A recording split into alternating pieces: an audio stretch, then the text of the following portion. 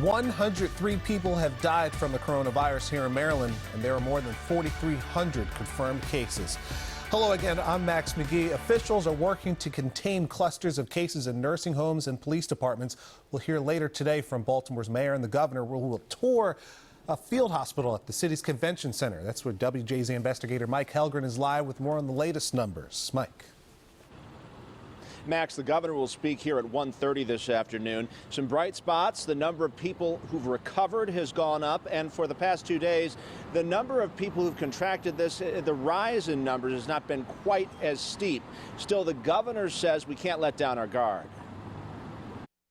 Maryland now has 4,371 coronavirus cases, 326 more than the day before.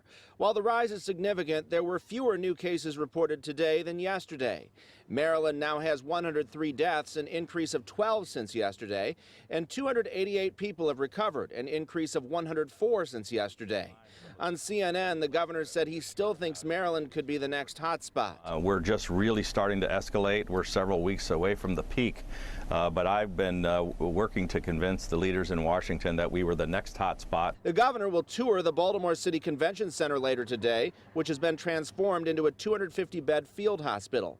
Hogan says he still needs more help from the federal government. To say that we're completely happy would be an over-exaggeration. Obviously, you've heard from governors on both sides of the aisle.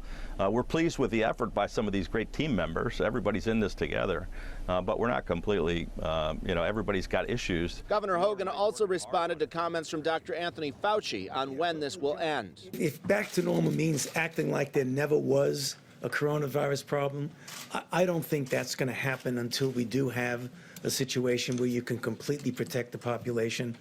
But when we say getting back to normal, we mean something very different from what we're going through right now. I think what he was trying to say is that even if we start to really come down on our numbers, we're not going to be able to return to completely just ignoring the virus and going back to our total normal lives where we're out shaking hands and not having some kind of distancing. If we don't have a cure, we don't have a vaccine to stop it, because he's afraid it might come back up again. The biggest outbreak in the state has been at the Pleasant View Nursing Home in Mount Airy, where most of the more than 90 patients have contracted COVID-19 and 14 people have died. Now, another reminder, the governor's expected to speak here at 1:30. We will carry it live on WJZ, on air and online.